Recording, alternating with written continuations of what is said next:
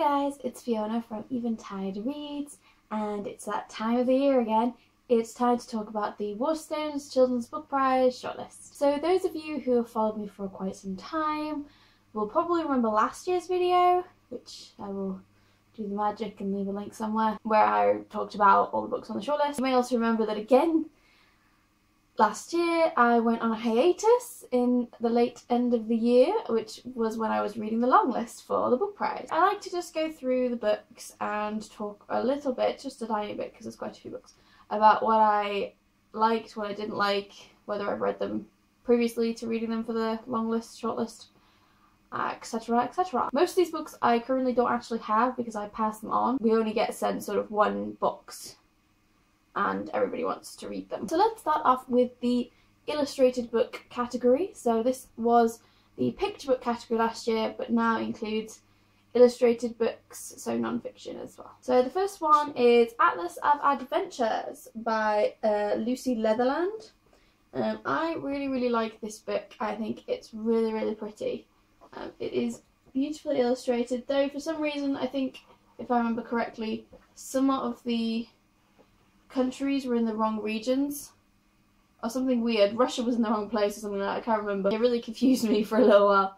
But I really like the illustrations, I really like how simplistic it is. I think it's really great for kids. I don't have any of the picture books because I passed this on to my sister who has a little boy and a little girl. So he's really into turning pages and listening to stories at the moment. He's only nearly 2. So he's getting a lot of enjoyment out of those. So the books on the picture books on the illustrated category shortlist are Werebear by Sophie Henn. I really like Werebear. It's really cute, it's really simple, it does what it says on the tin, and it's just really nice illustrations. There's the Sea Tiger by Victoria Turnbull. This is very sort of classic sort of illustrations and story. It reminds me of sort of the Water Babies. Really sweet little story. I really love the illustrations. I think they're really beautiful. Again, a great book. The Queen's Hat by Steve Anthony. I freaking love this book. It's got corgis in it and they're just so freaking adorable. And it's great for counting, and it's just a really simple, quick, fun book. The Dawn Chorus by Suzanne Barton. Again, a really pretty book. I love the birds, they're really cutely illustrated. And again, it's about, you know, finding out where you fit in. But with birds, it's just really cute. And the last one is Blown Away by Rob Biddulph. I have no idea if I've said that right. Who knows? Which is about a little penguin who literally gets blown away. I think the illustrations are very sweet. The story's, you know, nice. It wasn't one of my favourites, but I generally quite like a lot of books on the illustrated shortlist, so yay! Then we have the Best Fiction of 5 to 12 category. I'll start with the youngest one, which is Violet and the Pearl of the Orient by Harriet Whitehorn and illustrated by Becca Moore. I really liked this book. I think it's absolutely adorable. It's just come into paperback as well, which makes it even more appealing because it was only in hardback.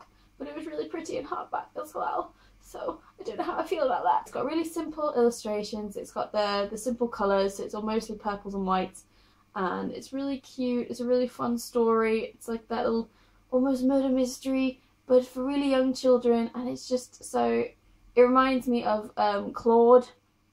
It's got that kind of illustration feel to it. Same with Oliver and the Seawigs. It's those kinds of illustrations in it that really make that book. And I love the story and I love the illustrations. It's so pretty. Next we have Girl with the White Dog by Anne Booth. I know Jim is a massive fan of this book. I read this book having high expectations going into it because I'd heard so many people liked it. And I thought it was a really sweet story. It didn't blow me away. I didn't love it. But I really liked it and think it's a really nice story. It's very small, very thin, so if you've got a kid who isn't sure about reading, it's a great book to give them for that. Cowgirl by G. Gemin, which was a total, utter shock. I friggin' loved this book. I absolutely hate the cover, and I really hope they would change it because it has no appeal whatsoever. I put off reading it for ages because I was like, oh, the cover looks rubbish, it's probably going to be rubbish. But it actually turned out to be really good, like surprisingly so. It's a really quirky story, a really fun story, really different. I love it, and if you get the chance to read it, give it a go. Next we have Murder Most Unladylike by Robin Stevens, which of course we all friggin' love. Love, love, love, love, love, love, love. It's murder mystery, but unlike any other, and I friggin' love it. Boy Called Hope by Lara Williamson. This surprised me actually. I was assumed for some reason I wasn't going to like it. I think a lot of these books on this list reminded me a bit of Wonder. It had that kind of, not that story to it, but that sort of general feel about it. But I actually really quite enjoyed it, and I thought Dan, if I remember that's his name correctly, was a really, really good character, really sweet, and, you know, went through a lot of trials and tribulations. It was just a really powerful little story. Boy in the Tower by Polly Hoyen. I have no idea if I'm saying that right. I found this book to be incredibly slow and incredibly boring. I don't know why, I just felt that he rattled on about things that weren't important to the storyline a lot.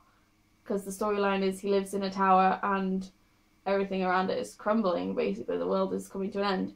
And he just talks about his mum a lot.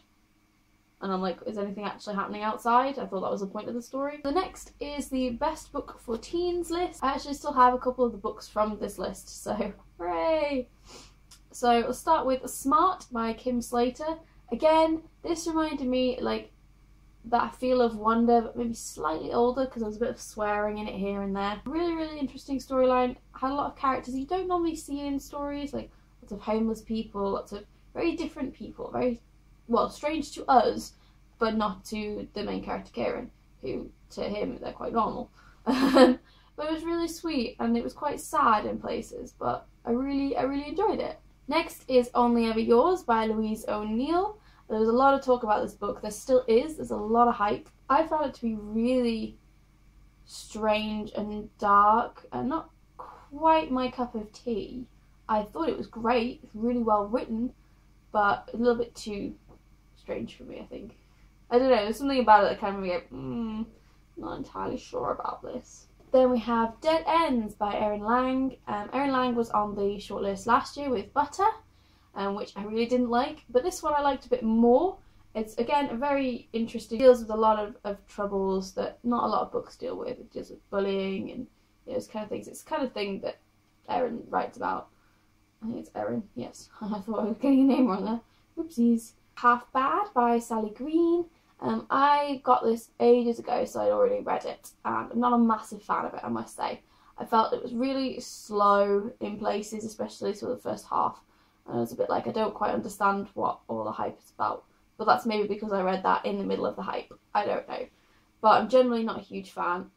But it's also because I'm not a huge fan of witch stories. So maybe that's just a personal preference. The next is Apple Tart of Hope by Sarah Moore Fitzgerald. Again, quite a fun little quirky story.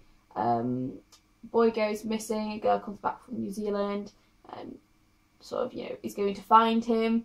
And it's all about how she goes about it and how maybe she didn't really know him at all. And it's a short story, but it's quite interesting. A lot of these are very interesting. I know that's not very helpful, but to me they were interesting to read because I didn't like them nor dislike them. Somewhere in the middle. And the last one is The Strange and Beautiful Sorrows of Ava Lavender. Again, I read this book a little while ago, pre-reading the long list. And I think my sentence about it was, this book is really weird, but I couldn't put it down. I don't understand. It's a really beautifully written, but really friggin' surreal book. But loads of people, again, have loved it. And if you're after something quite different, this is the one for you. So, what would I like to see win the shortlist? That's a tough one. I'm trying to remember what I actually voted for. I definitely voted for Murder Most Unladylike because that was definitely my favourite of the 5 to 12s list, even though Cowgirl came a very close second. So, the illustrated book shortlist, what would I like to see win from that?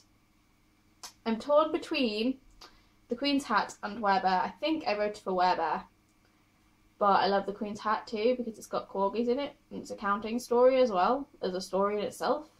And it's just really adorable. But I'm pretty sure I went for Werebear because I freaking love Werebear. What did I vote for in the end? I think I voted for Smart in the end because I really liked that one. And the other ones I was like, these are all interesting or weird. But Smart I actually connect with on a strange level. But we'll see who actually wins. A really interesting list this year. Not as many like super favourites as I had last year. But yeah, definitely interesting. I resolved to the fact that I wasn't even going to do it this year. And then I signed up for it because I'm an idiot. But I'm definitely not going to do it this year because it's just crazy. And I don't think I can do it again. I hope you guys like my little wrap up of the shortlist. What do you guys think of the shortlist? Is there any books in there you absolutely love or any books you wish were on the shortlist? Remember, the shortlist is about new authors, so if they've been nominated before but they haven't won, they can go on the shortlist. I think they're all UK authors as well. Yes, pretty sure they are. I really should know that considering I work for Waterstones, but hey ho. Yay. I hope you guys have a great day and I will see you all in my next video. Bye!